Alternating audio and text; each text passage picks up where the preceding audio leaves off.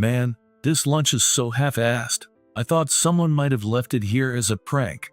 I bring lunchbox which my daughter made to work. I threw it away cause it stinks, my boss says mockingly, pointing to the trash can. Seeing this, I deliver a shocking statement to him. Huh? Immediately after, my beautiful wife appears. My name is Johnny Hughes, and I work as a chef at a hotel, currently in charge of the simmered dish station.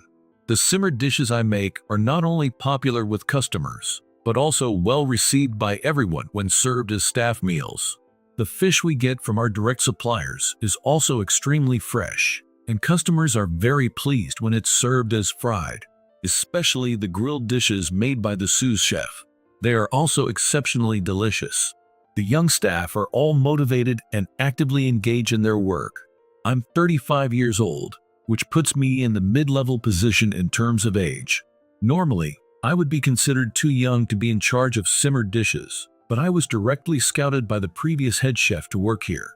Originally, I worked at a different hotel, honing my skills in Western cuisine.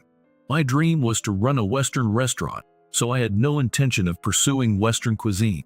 However, I also loved American food, so I used to go on gourmet tours and food crawls as a hobby, learning the flavors of various dishes. During my hotel days, there happened to be a guest who requested a Western breakfast. The breakfast I served was well received, and I ended up being scouted. It turns out that the guest who requested the Western breakfast was none other than the previous head chef. That was the first time I've had such a gentle and satisfying meal in the morning. I would love for you to work at our inn, he said, and I transferred to my current hotel. That's when I started pursuing the path of Western cuisine. Everyone around me is kind to me, even though I'm a newcomer. We have a harmonious working relationship, not only with my fellow chefs, but also with the waitresses, office staff, and cleaning staff. This hotel, blessed with a great environment, is a comfortable place to work, and above all, the previous head chef was a really good person. He was like a true parent figure, always giving me advice on both my personal life and work. He also retired at the mandatory retirement age, and a new head chef was to be appointed. But this head chef is the worst. He has become the only person in this workplace that I despise. Johnny, what's with this simmered dish? The flavor's too strong, man. Ethan Thompson, our current head chef and my senior by 5 years. This isn't the first time Ethan and I have met at this workplace, the hotel where I worked during my apprenticeship years. It turns out he had also joined that hotel. Unlike me, a workaholic, Ethan was someone who did his job half-heartedly. We didn't get along and never talked to each other about anything other than work, like cats and dogs. Actually, the sous chef had also joined the hotel at the same time, and the sous chef and I hit it off right away since we were on the same wavelength. We used to stay up late every night, immersed in culinary research. The sous chef and I also hung out outside of work, often going out for drinks together. Back then, my goal was to have my own restaurant one day and make my parents proud, and the sous chef was someone with a similar ambition. We would talk until dawn while researching recipes every night, both working hard towards our dreams. However, amidst all this, there was one person who was doing his culinary training out of inertia, the current head chef, Ethan. Ethan lacked motivation from the start and just did his job. He never did any culinary research and managed everything with his own sense alone. Putting in effort and studying, that's what mediocre people with no talent do. Someone as talented as me doesn't need to do that at all, he would always say, looking down on us. However, he had the qualities to back up his condescension. Not only was he skilled with his hands, but he also had an exceptional aesthetic sense. The food art he created with vegetables was very popular among the hotel guests. His knife skills for intricate cutting were unquestionably top-notch. The sous chef and I didn't have that kind of talent, so honestly, there were times when I was jealous of him. But what I thought was a waste was that despite having talent, he didn't make any effort to develop it. I couldn't bring myself to like the way he seemed to live life so half-heartedly, and a deep rift naturally formed between us and Ethan. I'm gonna introduce a new dish, and I want you three to participate in the competition for it. A few years passed, and I was about 25 years old. The head chef at the time asked the three of us to participate in a new dish competition.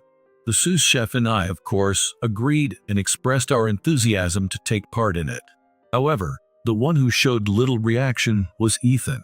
"I'm good. I'm not interested in that kind of stuff. I'll just do my best with the work I'm given."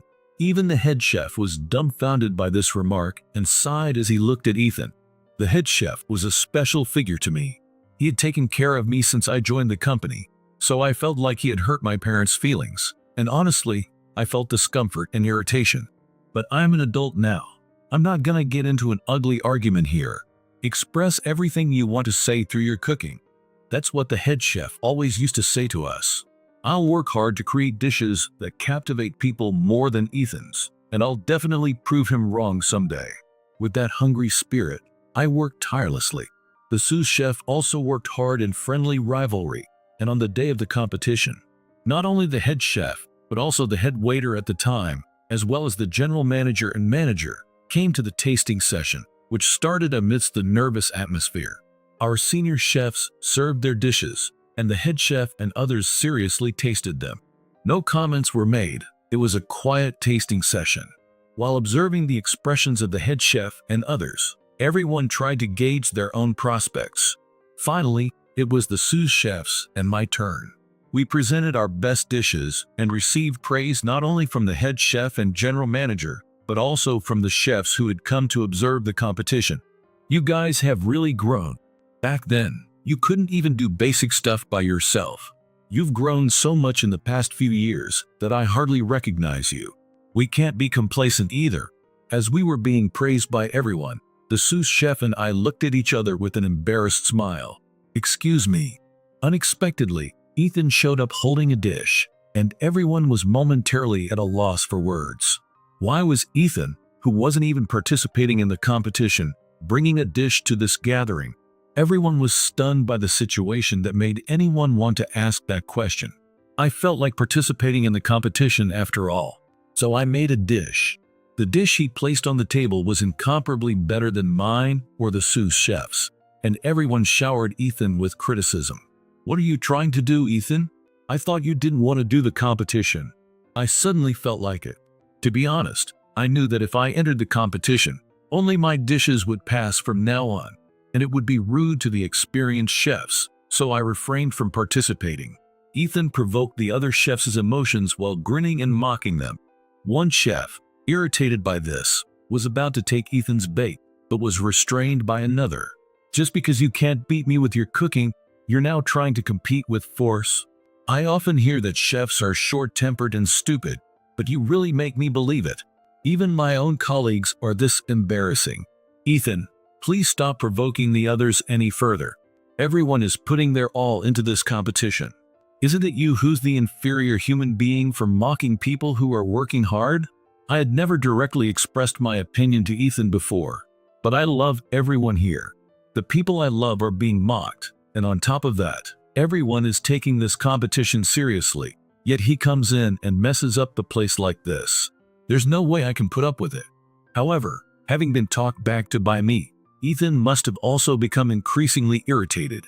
He glared at me, approached me, and spat out words while looking down on me.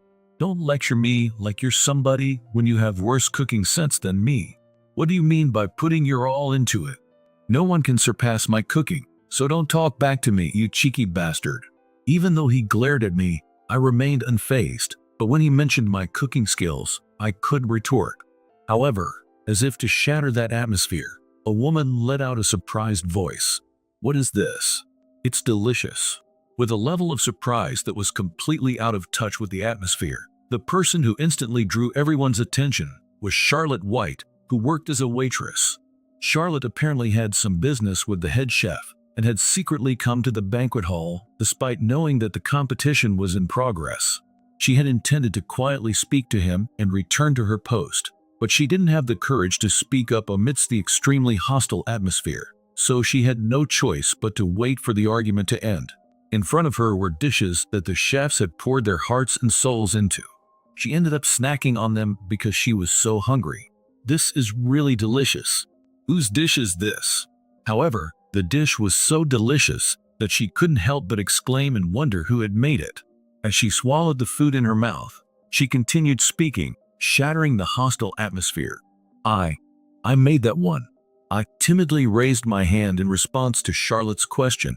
Upon seeing this, Charlotte's expression changed from surprise to one of being moved, and she ran up to me. "You made this? That's amazing.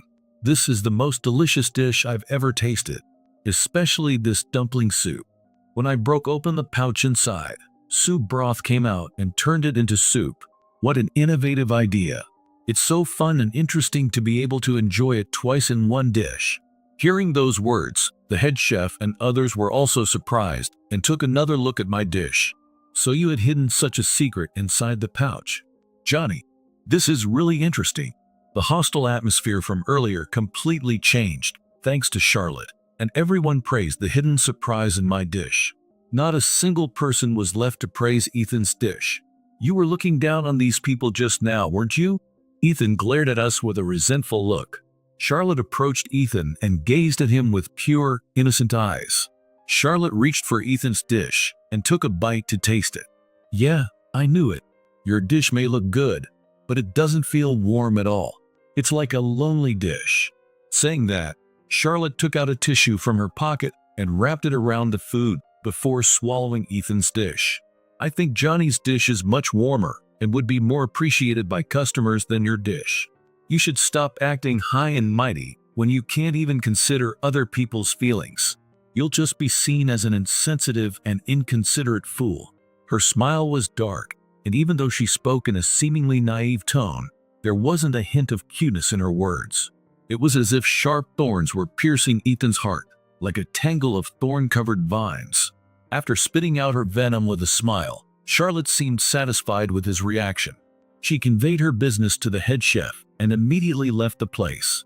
Thanks to this competition, everyone saw me in a new light, and all the chefs and superiors began to dote on me. On the other hand, after this incident, Ethan became uncomfortable in our workplace and transferred to a hotel where he had connections. I thought I would never have to deal with him again. So why did we end up working at the same place again?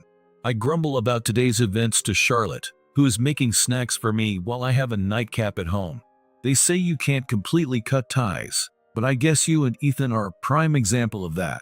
Charlotte places her homemade snacks in front of me as I hunch over, drinking my beer.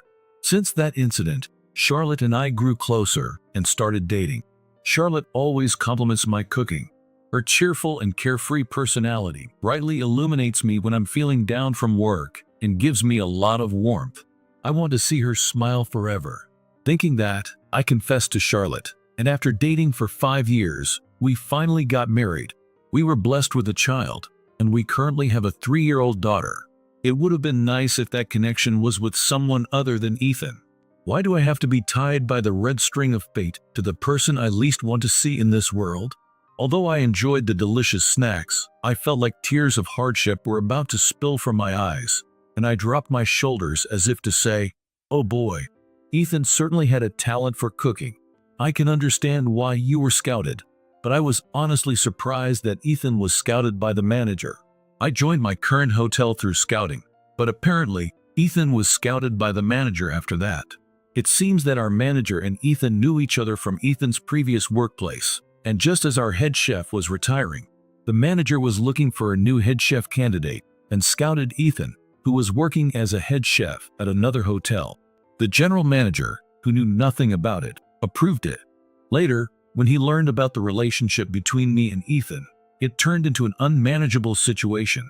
"Daddy, did something bad happen? You look gloomy." My daughter asked me with concern as I ate the snacks while hunching my shoulders dejectedly.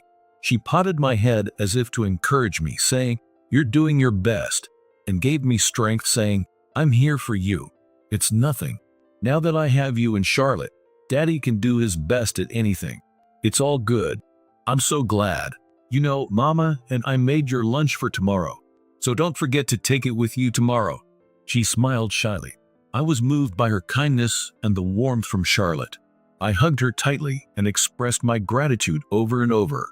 The next day, I headed to work in high spirits, carrying not a loving wife's lunch, but a family lunch made by my daughter and wife.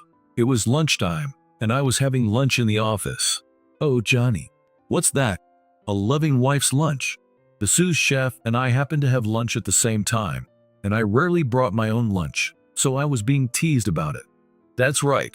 Jealous, aren't you? Today, my daughter worked hard to make me a special lunch. Seriously, has your daughter grown up that much already? She's 3 years old now. She says she wants to be a chef in the future, inspired by me. You must be on cloud 9. I'm so jealous. As the sous chef and I were having lunch together, one of the young staff members appeared. Johnny, sorry to bother you. The head chef wants to make some changes to the menu for tonight's course meal and asked me to call you. He's looking for you.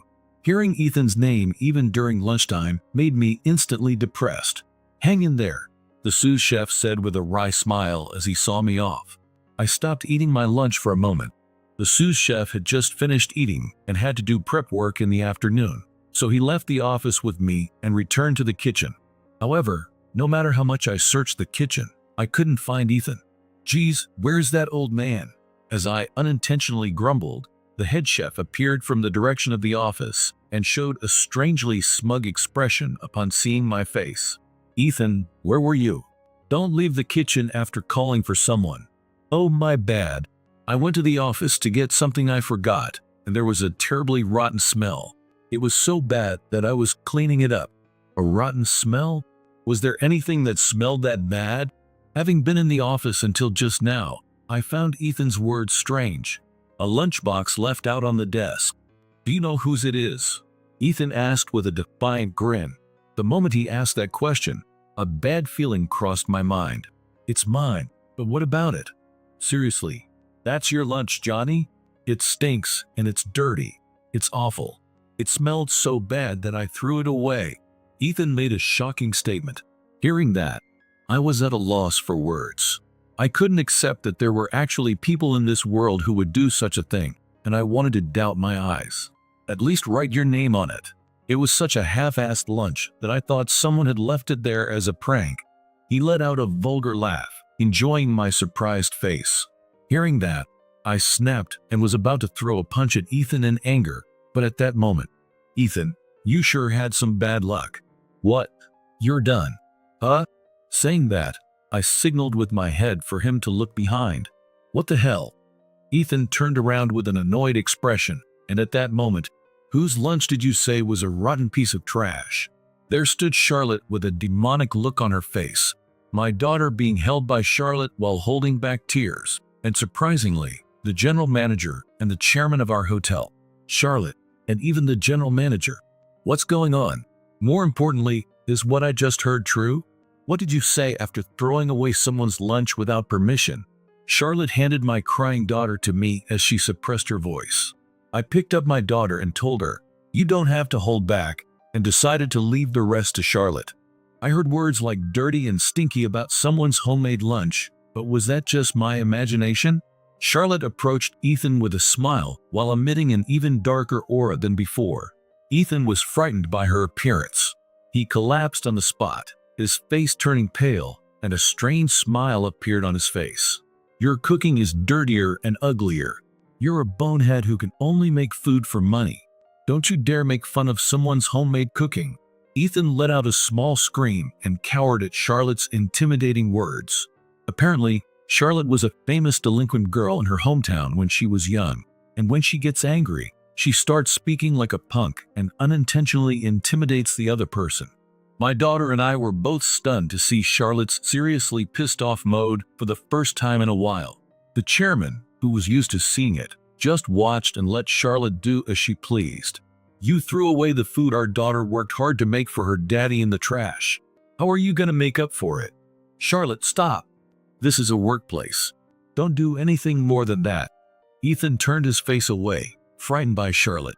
Charlotte grabbed his collar as if not to let him escape and turned him towards her, but doing any more than this would be bad. The chairman, thinking that, grabbed Charlotte's hand and made her let go of his collar. Ethan couldn't hide his surprise at the chairman and general manager, who seemed completely unfazed. Not understanding what was going on, he nervously asked the general manager, "Why are the general manager and Charlotte here? Do you two know each other?" "Forget about knowing each other. The chairman is my grandpa." "What?" Ethan let out a surprised voice and was stunned. Well, of course he would be. I smiled wryly as I watched their exchange, remembering how surprised I was when I heard about it while we were dating. My daughter said she wanted to eat delicious food at her grandpa's hotel as a summer vacation memory, so we were planning to stay here today. We thought we'd drop by to see how Johnny's doing and say hi to everyone while we were staying, but I'm glad we came. Now Grandpa and the others know about the internal situation too, Charlotte stated with a bright smile on her face. Hearing that, Ethan's expression changed to one of realization, and he slowly turned his gaze towards the general manager. It seems we don't need a chef like you at our hotel, Ethan. My father-in-law looked at Ethan with a sharp gaze and told him in a stern tone, I'm sorry, but as of today, you're fired and your contract is terminated. No way, General Manager. Please reconsider. Why? You can't cherish your colleagues and you throw away other people's belongings without permission. I don't see any need for such an insensitive person. It's because of me that this hotel's food is so popular. There's no way you can maintain this popularity without me. Don't underestimate us. After calming down my sobbing daughter, I held her hand and spoke harsh words to Ethan. We don't serve food to our customers that would be affected just because you're gone. We're all seriously living as chefs. You, who only think of cooking as looks and appearance, have no right to talk about being a chef. I entrusted my daughter to Charlotte and walked up to Ethan. I don't want you, who has rested on your laurels and made no effort, to call yourself the head chef of this hotel. Get out of here. I don't want you to further taint our precious workplace. As I shouted, the employees who happened to pass by stared at Ethan. What happened quickly became a topic of conversation, and a crowd began to gather. Ethan realized that he was overwhelmingly the bad guy. Perhaps not wanting to stay there any longer, he fled the scene and left the inn as if running away. And so, Ethan quit our workplace. Since that incident, he couldn't come to work, and he ended up being absent without notice. So he received a notice of dismissal and is currently unemployed. He hasn't given up on being a chef, but it seems there are no workplaces nearby that will take him in. So he's given up and decided to leave this area. After that, the sous chef was promoted to head chef as Ethan's replacement. The hotel's food became even more popular than before, and the sous chef's dishes, which he had worked hard on, were especially popular among women. His delicious dishes that also focused on appearance quickly became the talk of the town and were featured in magazines. A few years later, this spring, I finally realized my dream of having my own restaurant. Your dream has finally come true. Yeah, it's thanks to you and Charlotte supporting me. I'm looking forward to Daddy's restaurant. Charlotte and my daughter came to see the restaurant the day before the opening, and I never imagined you'd become such a great chef, Johnny. I'll be treating myself to your food today. My parents, Charlotte's parents, and her grandfather. With everyone's blessing and support, I continued to work even harder.